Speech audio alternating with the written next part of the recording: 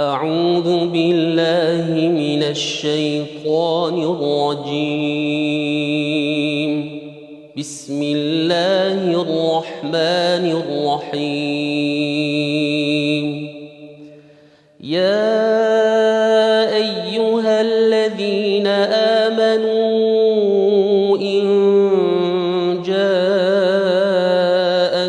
فاسق بنبأ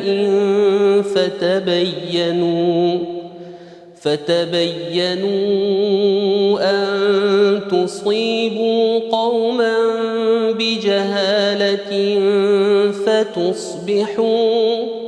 فتصبحوا على ما فعلتم نادمين.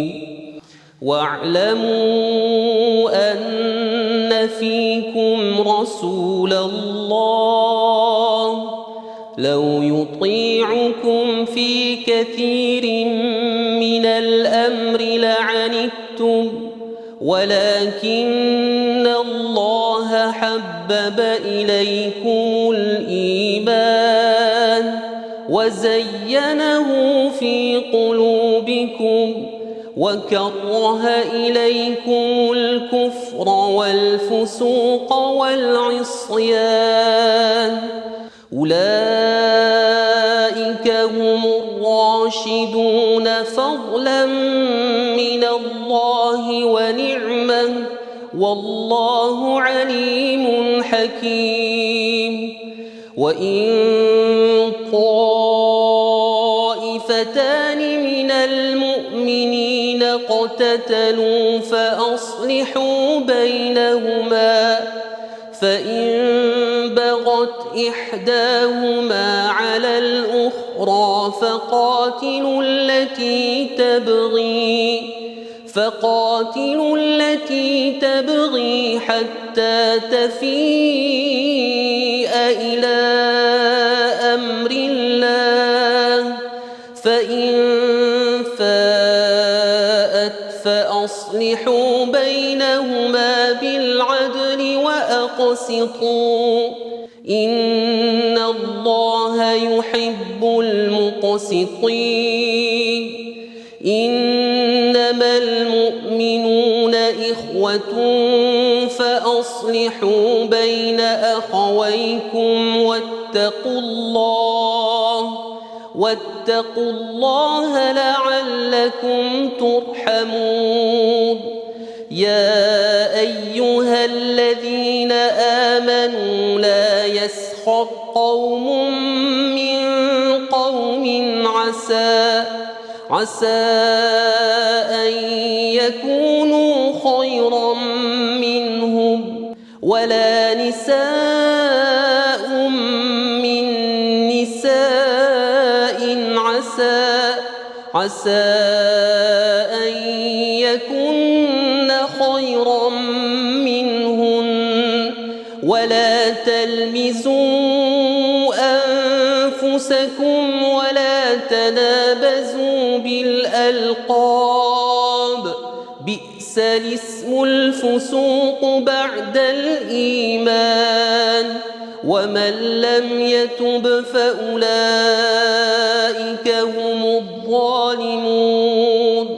يا أيها الذين آمنوا اجتنبوا كثيرا من الظن، إن بعض الظن إثم، ولا تجسسوا ولا يغتب بعضكم بعضا، أيحب أحدكم أن يأكل لحم أخيه ميتا فكرهتموه، واتقوا الله إن الله تواب رحيم. يا أيها الناس إنا خلقناكم من ذكر وأنثى وجعلناكم شعوبا وقبائل لتعارفوا، إن أكرمكم عند الله أتقاكم إن الله عليم خبير صدق الله العظيم.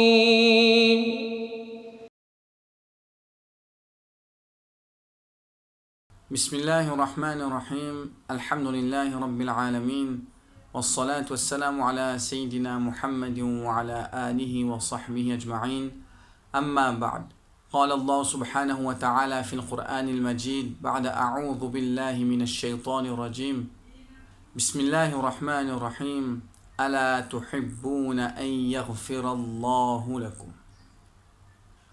Chers frères et sœurs, assalamu alaikum wa rahmatullahi wa barakatuh.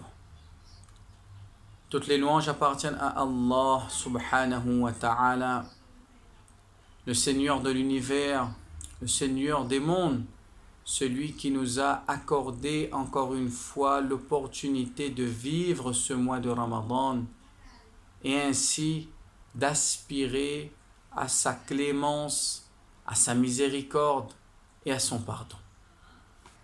Chers frères et sœurs, nous avons entamé cette dernière décade et chacun de nous a intensifié ses efforts, a augmenté ses actes d'adoration, ses ibadat, et chacun de nous recherche le Laylatul Qadr, la nuit du destin, qui est meilleure que 1000 mois. Khayrum min alfi shahr.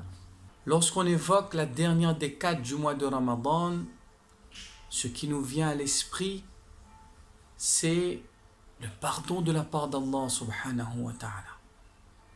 Chacun de nous souhaite, aimerait qu'Allah subhanahu wa ta'ala lui pardonne ses péchés, ses fautes, ses manquements, etc. D'ailleurs, Rasulullah sallallahu alayhi wa sallam nous a enseigné ce dua qui est très connu. Allahumma innaka afoun tuhibbul afwa fa'fu anni. Oh Allah, en vérité, tu es pardonneur. Tu aimes pardonner. Pardonne-moi.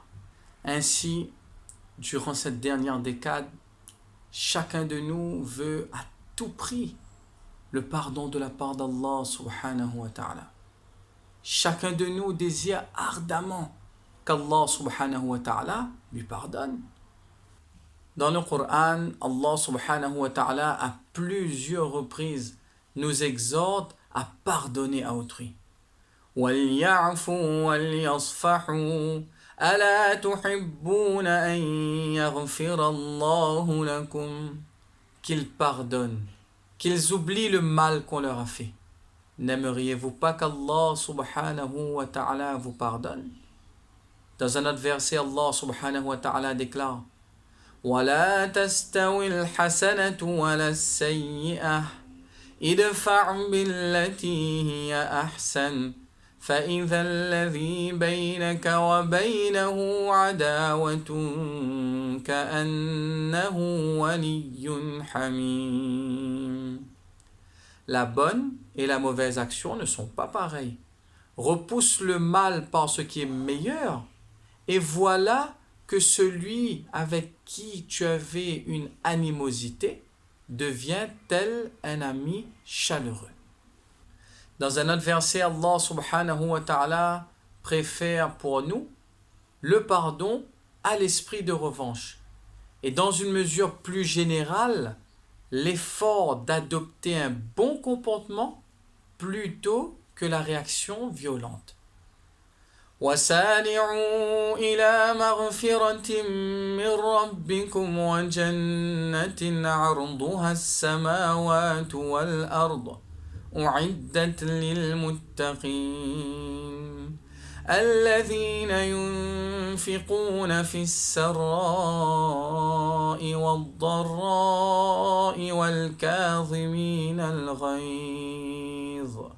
والكاظمين الغيظ والعافين عن الناس والله يحب المحسنين.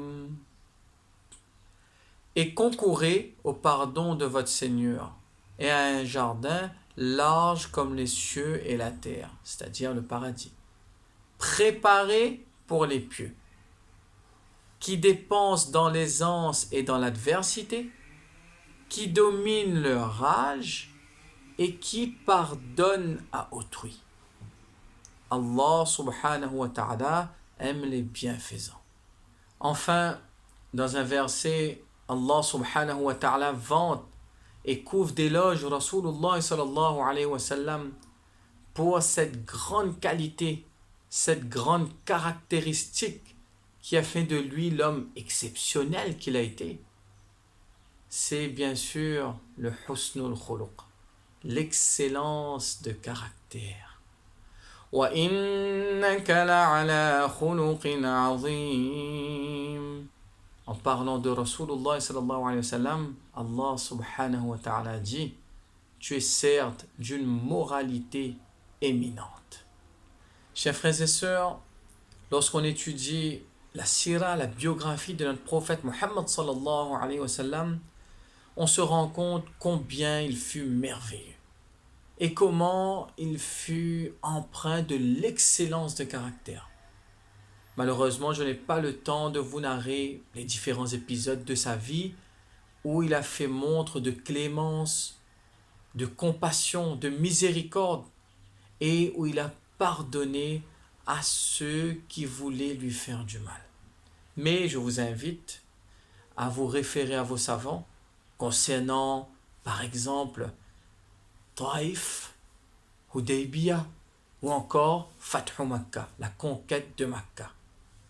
D'ailleurs, Rasulullah sallallahu alayhi wa sallam, à maintes reprises, nous a incité à développer cette noblesse de caractère, à affiner notre comportement et à cultiver les bonnes manières. Inna athqala shay'in yuda'u fi mizanil mu'mini yawma al-qiyamati khuluqun hasan. Sans aucun doute, la chose qui pèsera la plus lourde dans la balance du croyant le jour de la résurrection sera l'excellence de caractère. Chers frères et sœurs, ce ne seront pas les salats nafil, ni les jeûnes nafil, ni les umrah, ni les tasbih, etc. Bien sûr, on ne remet pas en cause les vertus et les mérites de ces actions. Pour ceux et celles qui les accomplissent, masha'Allah, alhamdulillah, au contraire, il faut continuer. Mais aujourd'hui, on veut montrer l'importance du bon comportement en islam, des bonnes manières, une bonne morale, un bon caractère. De plus, Rasulullah sallallahu alayhi wa sallam déclare dans un autre hadith: Innal mu'mina la yudriku bi husni khuluqihi darajata qa'imil layli wa sa'imin nahar. Subhanallah. Sans aucun doute, le croyant atteint par son bon comportement le degré de celui qui jeûne le jour et prie la nuit. Chers frères et sœurs, durant les grandes nuits, et nous y sommes, on est motivé pour faire l'ibadat d'Allah subhanahu wa ta'ala. On désire accomplir de grandes actions. Eh bien, à ceux et à celles qui me demandent que dois-je accomplir durant cette nuit, je leur réponds: si tes deux joyaux sont encore en vie, ou l'un des deux, les parents, eh bien, rends-leur visite. Passe un moment avec eux, discute avec eux. Fais-les rire, égaye ce moment, sois à leur service, fais leur khidma, agis avec gentillesse, regarde-les avec compassion. Ensuite, tu débutes tes salat nafil, tes tasbihat, tes lectures de Coran, etc. Tu vois, le moment que tu as partagé avec eux est meilleur que 1000 rakat nafil. Et si Allah subhanahu wa ta'ala t'a aussi accordé une épouse ou un époux, passe un bon moment avec elle. Complimente-la, fais-la rire, égaye ce moment que tu partages avec elle. Raconte-lui une histoire drôle par exemple. Ensuite, tu débutes tes salat nafil, tes tasbihat, tes lectures de Coran, etc. Tu vois ce moment que tu as consacré à ton épouse vaut mieux que 1000 rakat nafil. Ainsi, chers frères et sœurs, nous devons prendre conscience que le bon comportement, de bonnes manières, un bon caractère sont extrêmement importants et méritoires en islam. J'irai même plus loin et je dirais qu'un bon comportement reflète directement le degré de notre iman, de notre foi. Rasulullah sallallahu alayhi wa sallam confirme cela à travers un hadith. Akmalul mu'minina imanan ahsanuhum khuluqa wa khiyarukum khiyarukum linisaikum.